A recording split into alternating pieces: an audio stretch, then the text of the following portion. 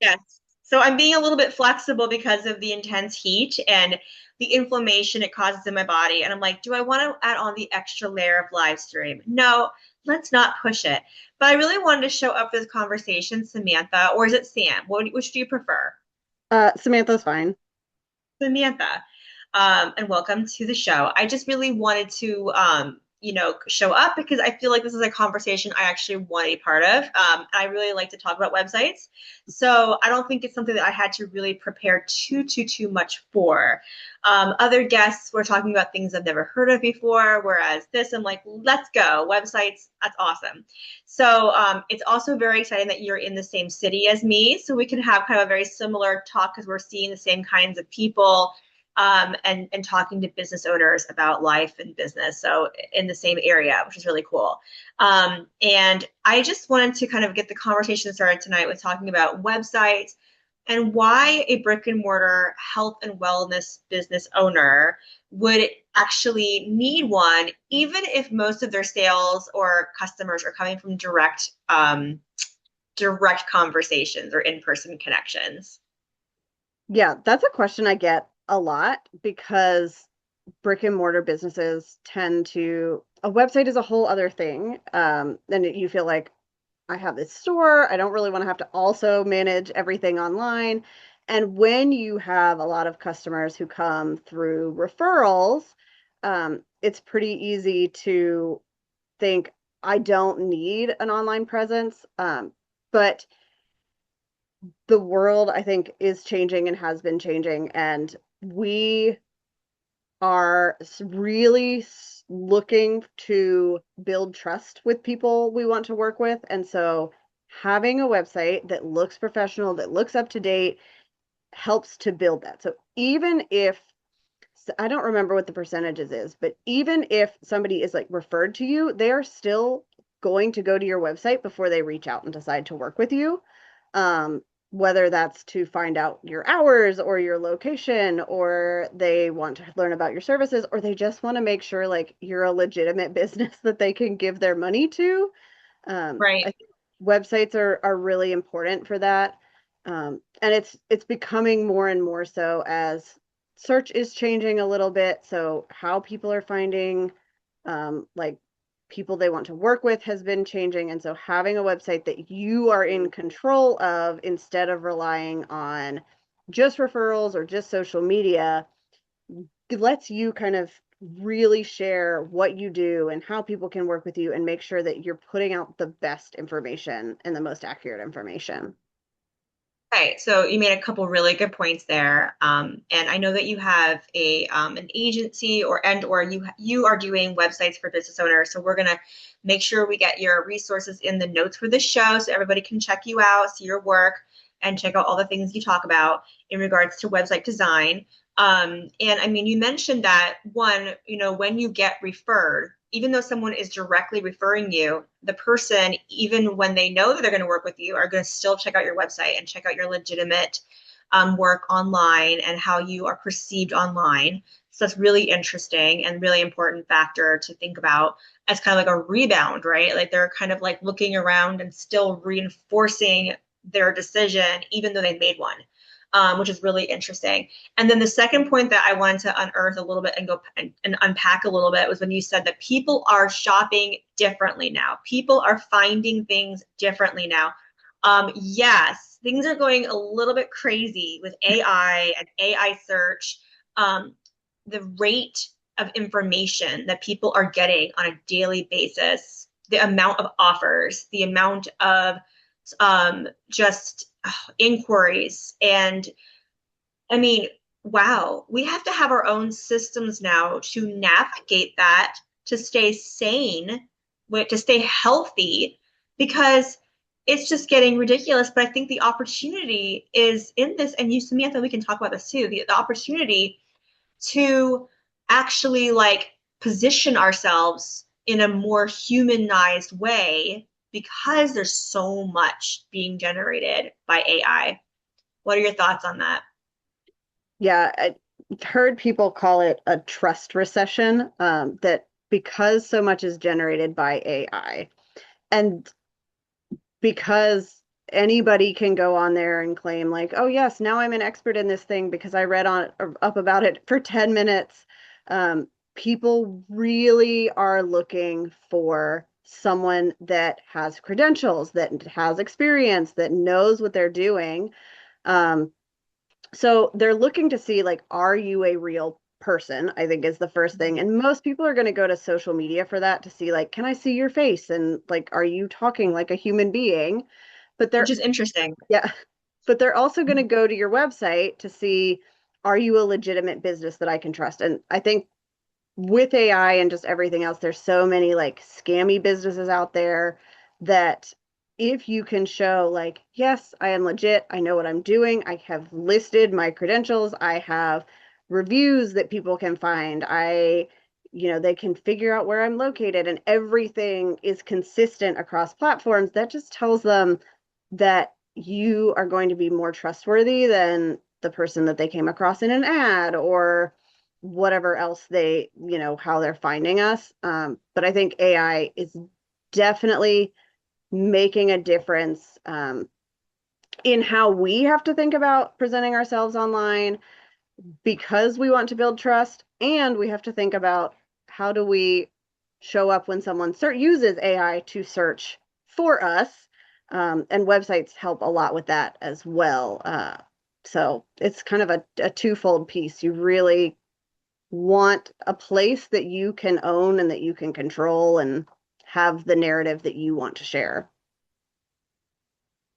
Okay, yeah, and that makes total sense. I mean, I think that AI is really opening up so many opportunities, and yet the opportunity to really clearly state who you are for your website can make a big difference when someone's making their ultimate buying decision. So I agree there.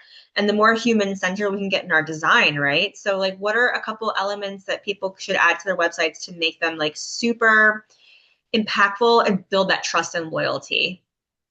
Yeah, I think the biggest things to consider are making a website that reflects what it would be like if somebody walked into your store or they talked with you. It should sound like talking with you does. It should look like your location does so that there is like that cohesion. And then there are some really practical things that we can do to make it easier for people to figure out what we do and then to decide to work with us. Things like making sure there's a really clear next step with a button and repeating that button so that no one has to like go search for how do I book an appointment. It's just right there all the time. Um, Another thing that I see a lot of people forget is you need to be clear on what your location is. So the city, like could say Richmond, but also if you have a physical store, you want your address. It should be really easy for somebody to find so they don't land on your website and go, oh, well, this sounds great, but I don't know if this is somewhere I can actually go. That's very true. I've been to plenty of websites where I want to get in touch with a practitioner and it's way too conceptual and it doesn't feel practical at all. Whereas other websites, it's clear about the location and the hours of operation, how to connect. And I think that's truthful that that should be totally a very clear linear path. I love that. And I'm just looking at your Instagram. You have some cool little details here about helping the practice stand out. So favicons, CTA buttons, using photos of real people, simplifying your contact form, and communicating your availability. So you have some like real technical ways that people can actually go ahead and just work that out. And on my end, I mean, I'm helping people organize their time, right? Making the biggest impact. So like scheduling out the actual work blocks to get these things done because it's like it's easy to have this ideal in your head about where you're going to get in this transformation with this website or this program offer in my case. But it's a totally different reality when you're mapping out the journey of the rungs to get to that step by step sequential journey to get to that goal. So tell us what it's like to work with a website designer for the first time, or maybe second or third time, depending on who you're actually trying to work with. Are you trying to work with more experienced business owners or newbies? Usually I work with people who have had a practice for a while. They've DIY'd their website to start, which I think is great. And they are in a point where they're like, I don't have the time and expertise to make this look and function the way that I want it to. And so, what I usually like the most popular thing that I do for people is I go into their existing website and we give it basically a makeover where we're thinking about, okay, you've got kind of the bones here. How do we update the images, make sure the colors all fit together, do we need to add any sections to the site? So we're not always like starting from scratch and building a brand new website. We're building off of what you already have and we're making it look and feel like your business does. We're making it so that it's really easy for people to figure out what the next step is and how to come and see you. So that's a lot of what I do is kind of giving people the strategy to say, okay, this is what works in website design so that they don't have to be an expert in that. And then I'm implementing it and handing it back over so that they can make updates themselves. I find that works well for most people. They just need kind of the foundation to be really strong, and then they can figure out how to like do the little things here and there as they need to make changes. Sounds really nice. I like that it's a sustainable way that you're working with what they already have versus always starting from scratch. I do feel like I have seen some businesses struggle with that transition between one person doing the website and then another. Like a lot of people I have worked with have had some kind of horror story involving moving from one website domain or a website platform to another, losing content, just that kind of that strange transition between designers. So I really like that you're talking about looking and evaluating at what they currently have, but then also optimizing it and being kind of frank about what you're saying is, no, this is what's going to work. This is not what it's going to do. And then do you do some of the implementation for them and then give them the systems for them to then do it themselves later on? Yeah, so we kind of plan out what makes the most sense for your business, like what is your goal that you want people to do when they come to your website. And then I do the design. Usually, most of my clients don't have like tons and tons of pages because we're not doing online stores necessarily, but I'm designing those main pages of their site and making sure everything is consistent. I do a lot with SEO to make sure that they're showing up for the right searches in their location and for their industry. And then what I can do at the end, because I am working on like the site that they've already built, or we're working on a platform that they are in charge of, is I can say, this is done. You can put it out into the world and you can just leave it. But if you want to go and make changes, if you've changed your pricing or your hours, you have full control in order to make those changes. You don't have to come back to me. You're not locked out of your website. There's none of that like weird hoping that somebody's going to respond to an email thing that so I think so many people get into just because they don't know what to look for. Right. And so, I mean, when it comes to like that website literacy, what would you say like the basic like things that people should know about websites that will when they understand that, like through a vocabulary point of view, they're gonna know the benefits for their business. Yeah, I think when you're thinking about starting a website or starting a new website, there you need to have a website platform. So that's something like WordPress, probably people have heard of. Squarespace has got ads everywhere. So that's kind of where you build your website. That is a really important choice because it is going to determine how you can grow in the future. If you want to be able to add online sales or an email list or this or that, choosing your platform is really important. Um, you also have your domain, which is like the address that you type in. And those don't have to be through the same company. You just want to make sure you have access to both of those things. You have a Right. login, you know how to get in, you can make Right. the changes. I think that's where a lot of people get tripped up is they don't have a login to their website platform, so they just have to email a designer and see what happens. Um, And then, Yeah. yeah, and when you're building a website, I always say just start with the basic pages that you need to like show up for the people and to communicate what it is that you do and who you can help and how you do that. So you don't have to start with anything super complicated. It's more about getting online, and it can grow and change as you have time and as your business does. One of the things I see people do is they're afraid to launch a website because it's not perfect, but that's really just hurting you in the long run. The sooner you can get it launched with at least the basics, the sooner Google can start to find you, and AI can start to find you, and people can start to find you, and you can make changes as you go. But if it doesn't exist at all, then nobody can find you. Yeah, true.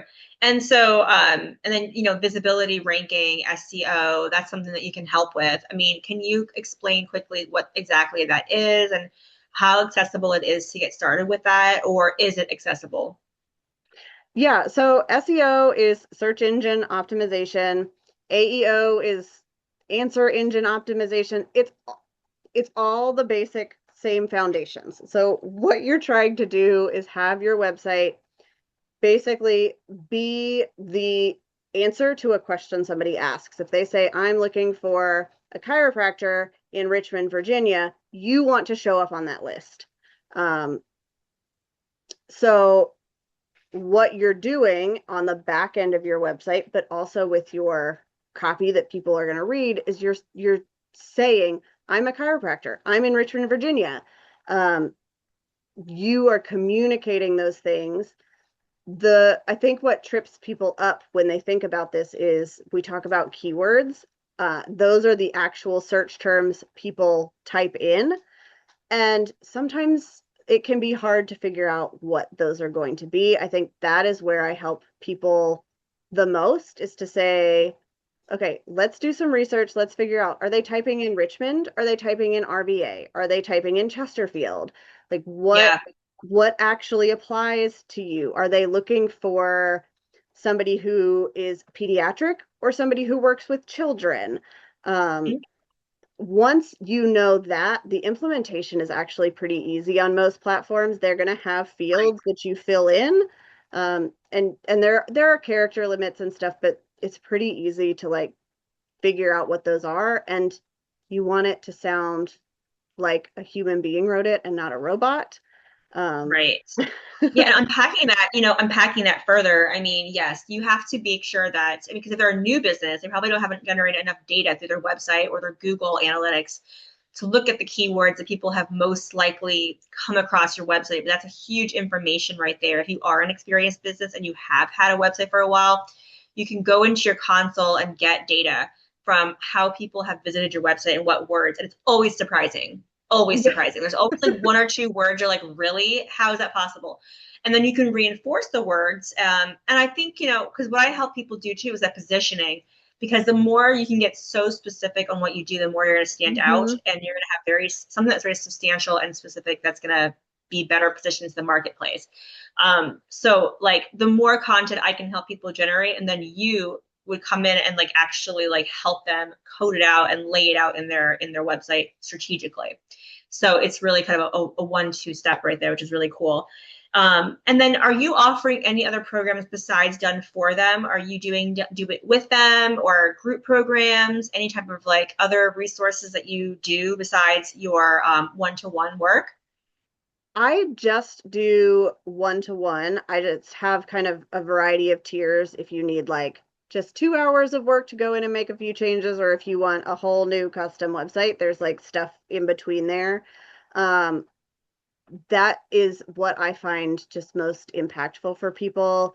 And it actually gets it done. So my process is like, we can launch a website in a week, whereas most of my clients, if they tried to do it themselves, it would take months just because they don't have the time to dedicate to it.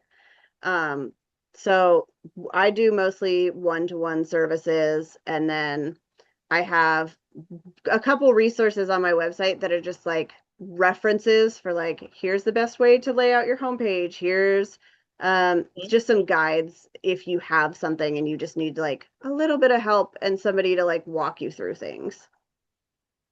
Yeah, and I like you also talk about HIPAA and which is specific to Mhm. medical providers and health providers, and different details to make sure you're HIPAA compliant, which is another important factor to think about. And then you talked about some type of working with a therapist website, so I like how you talk about refreshing existing sites, how to get AI to show up to your clinic. That's a very interesting thing. So showing up on Chat GPT, I think is going to be a very big factor here. So what would be like your top ideas there to help people with now becoming AI searchable? The biggest thing is that it is very clear on your website what you do, who you work with, where you're located, and what the next step is. So somebody, whether it's a person or a robot, should be able to find that out like as soon as they land on your site. The other thing that AI really looks for is that things are consistent across platforms. So if you have a Facebook or an Instagram for your business, if you have a Google business profile, your hours of operation should be the same. Your address should be the same. The list of services should be the same. It's really looking for those things.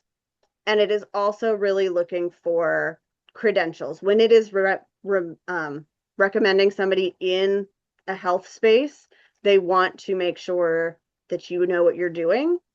AI, just like Google, their goal is to give people the best answer that they can so people come back to use them again. And so they are looking to make sure that you are trustworthy when they are going to recommend you to somebody. And what are some of the best ways to build trust with the on the internet and prove that you I, have trust? yeah. So, like we had talked about, trust is harder now. If you are willing to do social media and show your face, that can help a lot. Uh, Another thing that a lot of people are focusing on is the Google business profile is showing up in searches, it shows up in maps, it shows up in AI. And if you can also get reviews on there, that's really helpful because it's going to say, like, yes, this is a trustworthy business. And Google reviews specifically are nice because it has to come from another person. You can't just make it up and paste it on your website. Um, and then the other thing to build trust, I think, is just to be consistent with what you're talking about wherever that is, so that when somebody finds you, it doesn't feel like you've jumped from one thing to the next over, Mhm. 2 weeks. They know what you do. They know what you're good at. They know why they should come to work with you. Yeah, I think it's really important that we do have a strategy that's in place to for the bigger picture thinking that if someone came in from any place, it would match the other side of the ecosystem. So I love that. And I also wanted to unpack the fact that you talked about like, what you do on your website should also match like other pages or social media channels that you're talking on, directories that you're involved in. And so part of this is that ability to organize our history on the web, right? Because I'm sure 10 years ago, if you're entering entrepreneurship a decade ago, it's going to look a lot different. So being able to keep track of Mhm. where your business is talked about and where the business has been mentioned, I think that's a big strategy and a big gap that a lot of people struggle with. That kind of like larger kind of portfolio way of thinking, especially now when people are turning into creators or affiliate partners with their businesses and local businesses. So not just being a service provider, but being an owner who also has revenue streams through intellectual property and through being a creator or a thought leader, which you would have a lot of things to track there. Yeah, I find it helpful to keep track of kind of the big places that you are in control of, so the directories that you paste yourself in, your social media. There are some places that you're not going to be able to change what they say about you, and that's understandable. I do find it really helpful to go to something like ChatGPT and say, like, what do you know about this business? And it will give you a whole list of things, and it will tell you where it found that information so that if something comes up and you're like, oh, I don't offer that service anymore, or oh, the hours on in this one place don't match, you can kind of track where it's getting that information so you can know where to change it. I laugh because I don't know what happened exactly, if I might share with you. This is it kind of related. A week and a half ago, maybe 2 weeks, I was noticing that I was having like a gap in my guests for the summer for the live stream for this web show. And I spoke out loud. I was like, goodness gracious, I need to get some guests for my web show. I would tell you, Samantha, within 48 hours, I had an inbox full of inquiries. I'm not joking. So one, something was listening to me because I did not put this input into anywhere else. It was just spoken out loud. But two, all of them were obviously some type of AI PR agency. Hmm. And they all were saying that we love what you said on this food is medicine episode. And you talk about like the comprehensive pillars of wellness and being consistent in your own self sovereignty. And I was like, okay, this sounds a lot like my program, but I never called it that. And so I have to imagine that somewhere in a chat GPT for my company, Laura's Botanicals, there might just be some type of idea that I've created this like food is medicine program. And or I somehow got sent all these emails from another business who has that experience and now it's being directed to me. So I'm seeing the evidence in my inbox. The evidence is in my inbox that AI is able to create gap solving solutions really quick. But the problem still exists of how we handle the information, keep it humanized, and Hmm. stay in control of our own rhythm that we're trying to create. So I think you're totally right on the money that a good, solid website that's not jumping from one thing to another, but create a consistent rhythm in your business is totally on point, especially right now in this trust recession. Yeah, so lemon in the sea, right? Lemon in the Yep. sea market. Yeah. And how long have you been serving customers for? So I started my business in 2015. Um, so it's been over 10 years, which is crazy.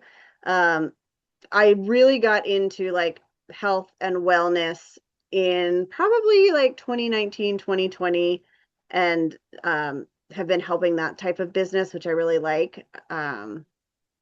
And focusing on websites. Most of that time I did like on my website, you'll still find some really old blog posts about branding.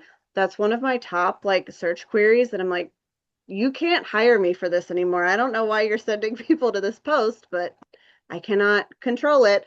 So I It it's must be been very popular. yeah, it's been a So long yeah, time, but I like it. and why do you like health and wellness businesses? I mean, I'm sure there's some like practical reasons, but and I know we're a very interesting bunch, but what what is it is something that you're aligned with personally? Like what brings you to the industry? Yeah, so I really started getting into like some of the holistic wellness when I was pregnant with my son in 2018 and 2019. Like he lived in my liver. And so I went to a chiropractor because it was the only thing that helped. Um, and I realized there are so many people out there who are doing amazing things that are probably not like top of mind for most people. And they're great at what they do. They are just not good at marketing what they do. Um, so many of them didn't have websites or they were really old and outdated. And so it was like, I get to help businesses that help other people to build their businesses, which I really like. And then I am always learning things from my clients as I'm like reading their content and I'm transferring everything over. It's like I learn something new from everybody that I work with, which is really fun.